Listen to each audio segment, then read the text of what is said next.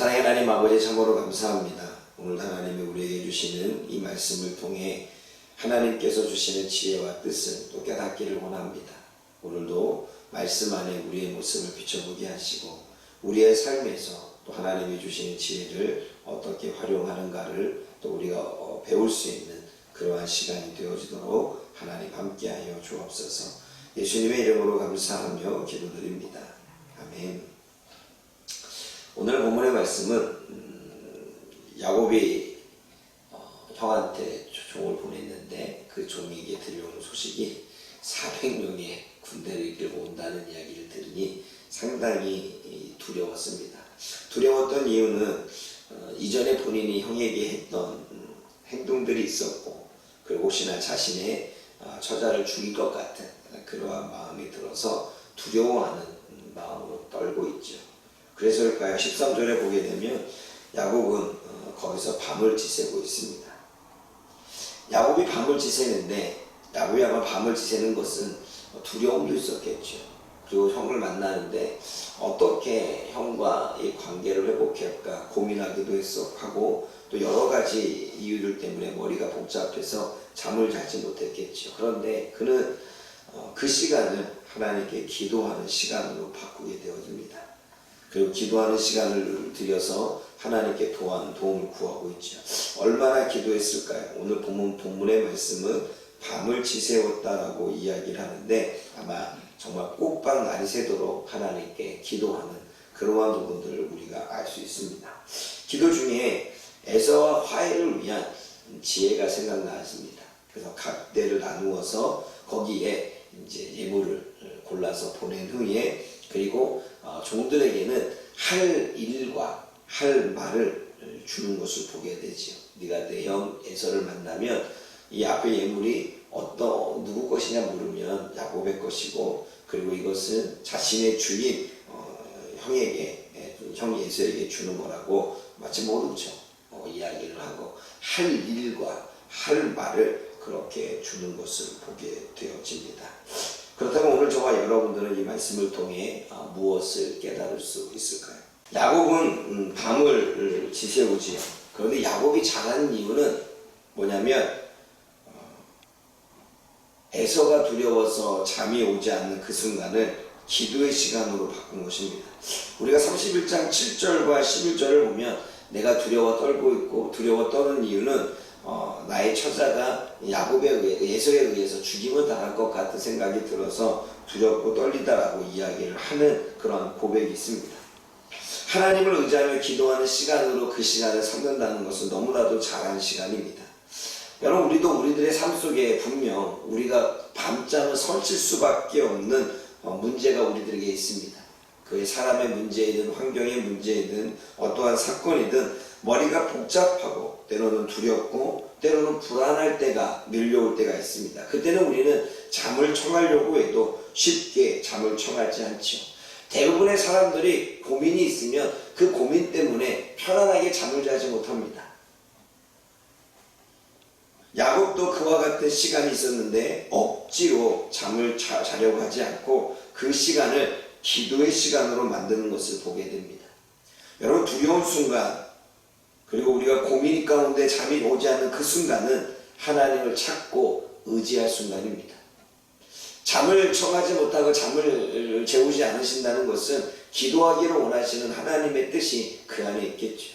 그걸 너무나 잘 깨달았던 야곱은 지금 두렵고 떨리고 고민되고 걱정스러운 그 순간을 기도의 시간으로 바꾸어 밤이 새도록 하나님께 기도하고 있는 걸 보게 되어집니다.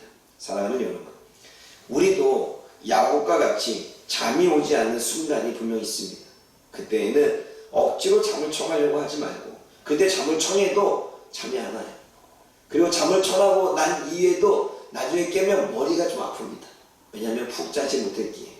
그러나 그 순간을 억지로 잡으려고 하지 말고 하나님을 의지하여 지혜를 구하는 시간으로 만든다면 아마 우리는 기도하다가 잠들지 않을까요?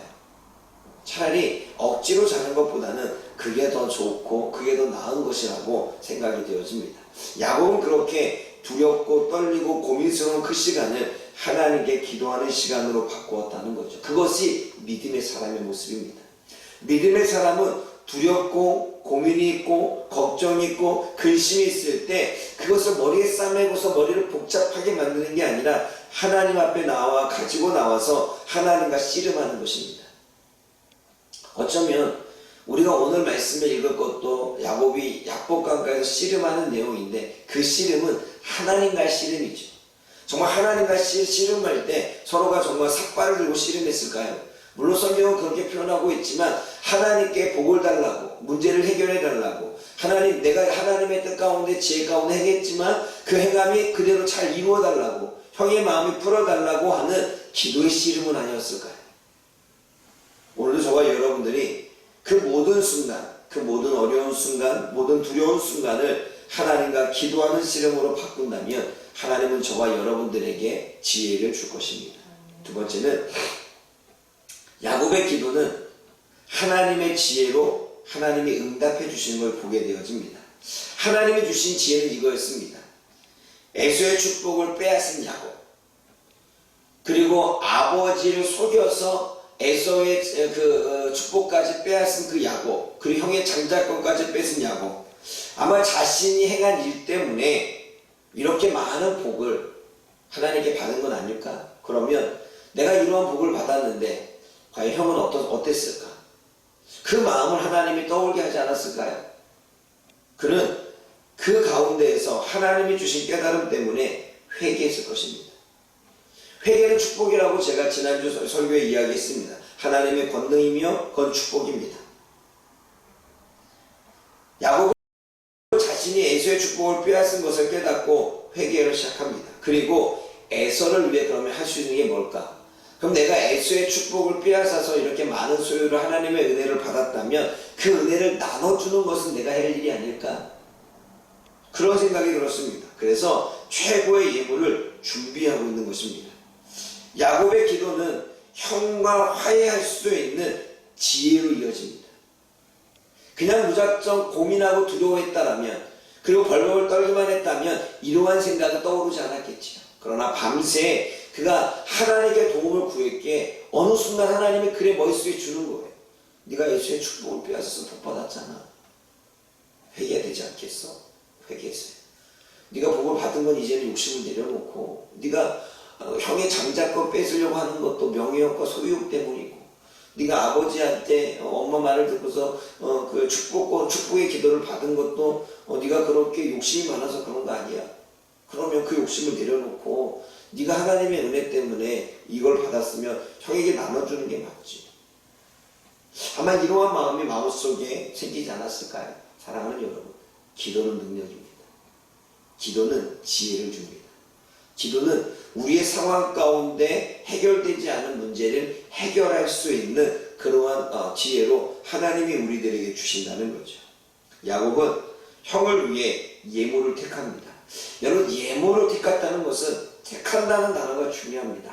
골라서 선택했다는 거죠. 여러분, 우리도 생일날 누군가에게 선물을 줄 때 우리는 선물을 고릅니다. 특별히 중요한 사람이라면 더 신경 쓰지요. 그 사람의 연령과 그 사람의 있는 쓸까 없을까 이 고민하면서 우리는 선물을 고르게 되지요. 택한다라고 하는 것은 고른다는 이야기입니다. 그러면 여러분, 염소와 양과 낙타와 소와 또 뭐 있습니까? 뭐 이런 부분들을 고를 때 그냥 막 고른 게 아니라 형을 생각해서 형을 위해서 트리시라고, 그리고 잘 보세요. 순놈도 이렇게 선택해서 암놈 선택했습니다. 여러분, 암놈은 더 재산이에요. 새끼를 낳을 수 있잖아요.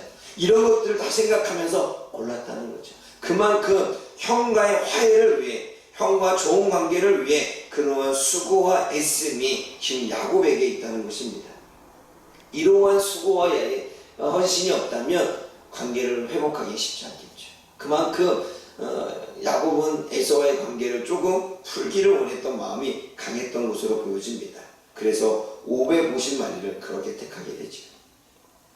야곱의 이런 행위가 하나님이 주시는 깨달음, 하나님이 주시는 지혜 때문입니다. 하나님은 인간관계를 회복하기 위해서도 적절한 일과 적절한 말을 주십니다. 하나님은 우리에게 이야기하죠. 너희들이 사람한테 가서 무슨 말을 할까 고민하지 마라. 성령께서 너희들에게 할 말을 주시겠다고 이야기합니다. 마치 그거와 같이 하나님은 야곱에게 할 일을 주십니다. 야, 형에게 네가 잘못한 거 회개하고 그리고 각대를 나누어서 예물을 가지고 형에게 줘. 할 일을 주셨습니다. 그리고 할 말을 주셨습니다. 그러면 내가 형에게 무슨 말을 해야 될까? 여러분 그렇죠. 누군가를 내가 화해할 때, 특별히 남편과 어떤 문제를 이야기할 때 어떻게 지혜롭게 말할까 고민해야 해요. 그러면서 하나님께 도움을 구하잖아요. 그러면 야곱도 지금 그러면 이렇게 예물을 보내는데 종들을 만났을 때에 어떻게 지혜롭게 종들이 말하도록 할까라고 떠올렸던 이야기를 종들에게 줍니다. 제가 가끔 여러분들에게 남편에게 이야기할 때 이렇게 말하라고 얘기하죠. 네. 정세희 집사님이 저한테 전화 올 때 제가 항상 남편에게 이렇게 얘기를 하고 합니다. 아주 수시로 좀 가끔 전화해요. 여러분 이거 청강사 편집해 주세요. 그러면 그대로 그냥 해요. 왜 그래요? 할 말을 넣어주는 거죠. 하나님께서 주시는 마음의 감동에 따라 지혜에 따라 할 말을 넣어주니 그 결과적으로 어때요? 야복강가를 지나서 에서와 야곱이 딱 만났을 때에 불화였던 가정이 두 형제의 그 오랜 20년이 넘는 그 세월이 한순간에 이렇게 서로가 부둥켜 안고 서로가 보고 싶은 감정으로 평화가 이루어지는 것을 보게 되어집니다. 이 모든 것들은 하나님의 섭리였고 하나님의 지혜였습니다. 그러므로 우리가 왜 기도해야 됩니까? 이러한 지혜가 있기 때문에 그렇습니다. 우리가 왜 기도해야 됩니까? 하나님이 우리들의 기도를 들으시고 일하시기 때문에 그렇습니다. 오늘도 저와 여러분들이 사람들과의 관계뿐만 아니라 우리 안에 일어난 여러 가지 문제를 해결하기 위해서 하나님께 지혜를 구하기를 원합니다. 그리고 하나님께서 지혜를 주신다면 반드시 그렇게 행하기를 원합니다. 그랬을 때에 우리가 생각하지 못한 하나님의 놀라운 계획과 일들이 우리의 삶 가운데 일어날 줄 믿습니다. 기도하겠습니다. 사랑의 하나님 아버지 참으로 감사합니다. 오늘도 에서와 야곱의 관계 속에 하나님 형과의 여러 가지 오랫동안 쌓여있던 문제를 풀고자 애쓰고 또는 회개하고 기도하고 또 지혜를 구하는 하나님 그러한 야곱의 모습을 보게 되어집니다. 어쩌면 하나님 이 시대를 살아가는 우리들의 인생도 야곱과 같지 않습니까? 우리에게 풀리지 않은 문제 또 우리들의 삶 가운데 여러 가지 문제를 해결하기 위한 고민들 그러한 갈등들이 우리 안에 있습니다. 그리고 우리 또한 그 모든 문제를 가지고 이 아침에 또 주님 앞에 나와 기도하며 나아갑니다.